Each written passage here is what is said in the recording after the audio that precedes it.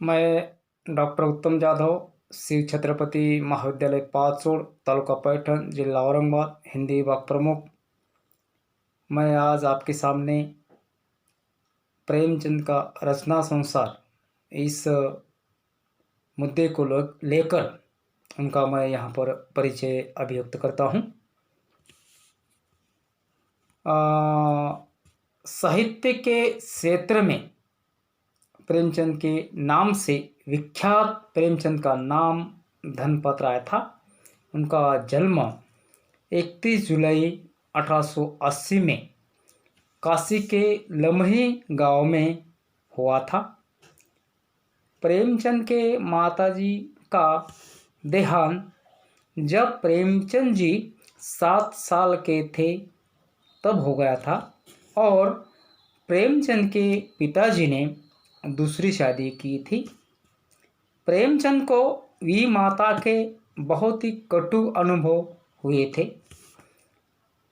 प्रेमचंद को बाल्यकाल से ही आर्थिक तंगी और विषमता का शिकार होना पड़ा था। प्रारंभ में प्रेमचंद जी कुछ वर्षों तक अध्यापक रहे। बाद में शिक्षा विभाग में सब डिप्टी कलेक्टर हो गए। कुछ दिनों बाद असहयोग आंदोलन से सहानुभूति रखने के कारण उन्होंने सरकारी नौकरी छोड़ देनी पड़ी और छोड़ दी और आजीवन साहित्य सेवा करते रहे। मुंशी प्रेमचंद कथा संग्रह के सम्राट है। उन्होंने 1 दर्जन उपन्यास लिखे हैं और 300 कहानियाँ की रचना उन्होंने की है। उन्होंने माधुरी और मर्यादा नामक पत्रिकाओं का संपादन किया है तथा हंस एवं जागरण नामक पत्र निकाले हैं। प्रेमचंद जी की रचनाएं आदर्शोन्मुख यथार्थवादी है, जिनमें सामान्य जीवन की वास्तविकताओं का सम्यक चित्रण किया है। समाज सुधारक एवं राष्ट्रीयता उनकी रचनाओं के प्रमुख विषय रहे हैं। उन्होंने बहुत सारे उपन्यास लिखे हैं, वह निम्नलिखित है। नंबर 1 उपन्यास प्रेमा और वरदान जो 1902 में प्रकाशित हुआ था। दूसरा है प्रतिज्ञा जो 1906 में प्रकाशित हुआ था। तीसरा है सेवा सदन जो 1916 में प्रकाशित हुआ। चौथा है प्रेमाश्रय जो 1922 में प्रकाशित हुआ।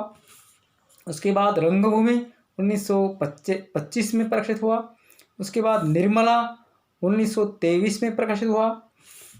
कर्मभूमि 1932 में, कायाकल्प गबन 1931 में, गोदान 1936 में और मंगलसूत्र जो है उनका अधूरा उपन्यास है।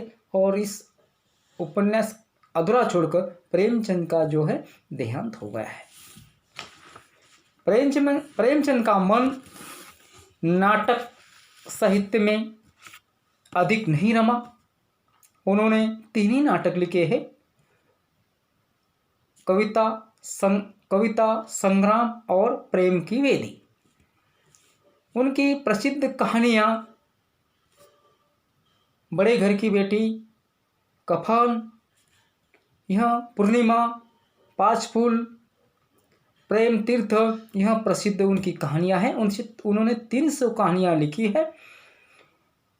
ग्राम जीवन की कहानियाँ मानसरोवर इन 4 खंडों में प्रकाशित हुई है।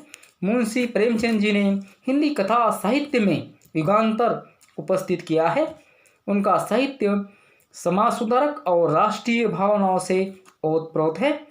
वह अपने समय की सामाजिक तथा राजनीतिक परिस्थिति का पूरा प्रतिनिधित्व करता है।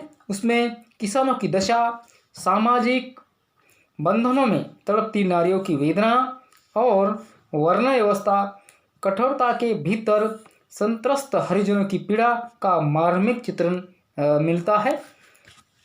मुंशी जी प्रेमचंद के पहले जो उपन्यास लिखे जाते थे वह मनोरंजन के लिए लिखा करते थे। लेकिन मुंशी प्रेमचंद जी ने जो है उपन्यास का संबंध यथार्थ ग्राम जीवन से जोड़ा है और उन्होंने उसका चित्रण जो है अपने उपन्यास में किया है। मुंशी प्रेमचंद जी ने सहानुभूति भारतवर्ष के दलित जनता, शोषित किसानों, मजदूरी और उपेक्षित नारियों के प्रति रही है। गोदान प्रेमचंद का अंतिम और सर्वश्रेष्ठ उपन्यास रहा है।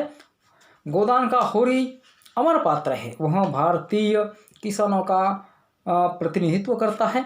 गोदान में आकर प्रेमचंद का आदर्शवाद दृष्टिकोण यथार्थवादी हो गया है। प्रेमचंद के उपन्यास में व्यापक दृष्टि से डालने से यह स्पष्ट हो जाता है कि उपन्यासों का विकास क्रम का श्रेय उपन्यास सम्राट प्रेमचंद जी को जाता है। आचार्य हजारी प्रसाद जी कहते हैं, प्रेमचंद के संबंध में कहते हैं कि अगर आप उत्तरी भारत की जनता के समस्त आचार विचार, भाषा, भाव, रहन सहन, आशा आकांक्षा, दुख और सूझबूझ जानना चाहते हो तो प्रेमचंद से उत्तम परिचायक आपको नहीं मिल सकता। झोपड़ियों से लेकर महलों तक, खोमचे वालों से लेकर बैंकों तक, गाँव से लेकर धारों वहां तक आपको इतने कौशल्यपूर्वक और प्रामाणिक भाव से कोई नहीं ले जा सकता। आप बेखटक के प्रेमचंद का हाथ पकड़कर मेंढों पर गाते हुए किसानों को, अंतपुर में मान किए प्रियतमा को, रोटी के लिए लपकते हुए भीख मांगे को, दुर्बल हृदय बेकरी को, ढोंगी पंडितों को, फरीबी पटवारी को निश्चित होकर विश्वास कर सकते हैं जो कुछ भी आपने देखा वह गलत नहीं है। प्रेमचंद के उपन्यासों में समाज में व्याप्त दमन और उत्पीड़न का यथार्थ चित्रण हुआ है। उनमें इन समस्या को स्पष्ट चित्रांकित हुआ है जो मध्यम वर्ग, जमींदार, पूंजीपति, किसान, मजदूर, अछूत और समाज के बहिष्कृत व्यक्तियों के जीवन को संचालित करता है। प्रेमचंद ने अपने उपन्यास का संबंध ग्रामीण जीवन से निम्न वर्ग से जोड़ा है और उस निम्न वर्ग का चित्रण जो है वह किस प्रकार से शोषित हो रहे हैं उसका चित्रण जो है अपने साहित्य यानी अपने उपन्यास के गोदान उपन्यास से माध्यम से जो है उन्होंने चित्रित किया है। यहाँ पर मैं रुकता हूँ। धन्यवाद।